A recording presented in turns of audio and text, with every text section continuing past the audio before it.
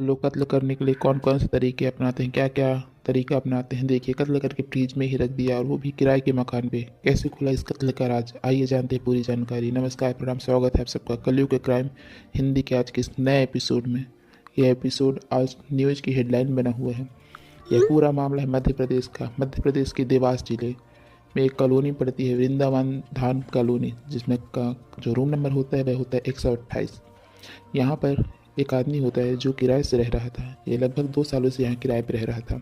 उसके साथ एक औरत भी रहती थी जिसका नाम प्रतिमा उर्फ पिंकी बताया जाता है। यह दोनों पति पत्नी के जैसे रहते थे।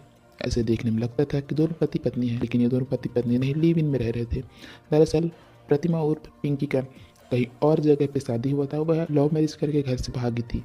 दोनों दोनों साथ रहने लगते हैं, पति पत्नी रहते हैं, लेकिन बीच में कुछ ऐसी खटपट हो जाती है। दोनों के बीच में अच्छी पटती नहीं और वह तलाक लेकर के अलग हो जाती है। इसके बाद उसकी मुलाकात होती है संजय पाटीदार से। संजय पाटीदार के साथ दोनों गर्लफ्रेंड बॉयफ्रेंड की तरह रहते हैं। उसके बाद यह दोनों देवास के जो वृंदावन धाम कॉलोनी होती है वहाँ पर रहने लग जाते हैं, किराए के मकान पर।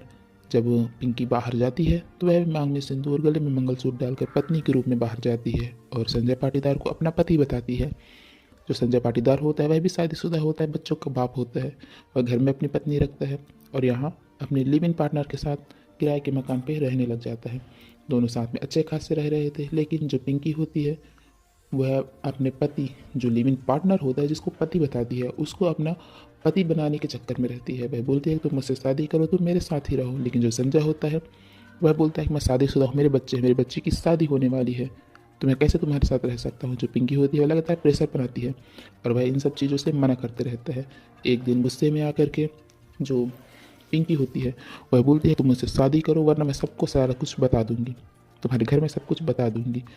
उसके साथ ही जो संजय पाटीदार होता है, साथ में उसके एक उसका दोस्त आया होता है जो दूसरी जगह का होता है। वो आकर के दोनों साथ में बैठते हैं, मिलते हैं। इसी बीच में जो पिंकी होती है और जो संजय होता है, दोनों के बीच में फिर से झगड़े चालू हो जाते हैं। शादी को लेकर के बहुत झगड़ा बढ़ जाता है। तो जो वह चुन्नी रखी होती है, उसी चुन्नी से संजय पाटीदार उसका गला घोटने लग जाता है।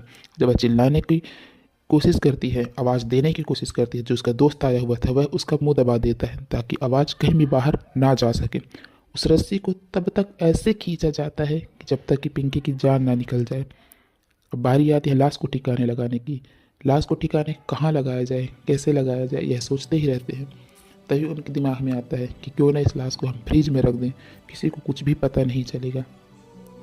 उस लाश को संजय पाटीदार और उसका दोस्त पहले हाथ को बांधता है और उसके बाद पूरे जो फ्रिज के जितने डिब्बे होते हैं उन सारे डिब्बों को निकालते हैं और उसी फ्रिज में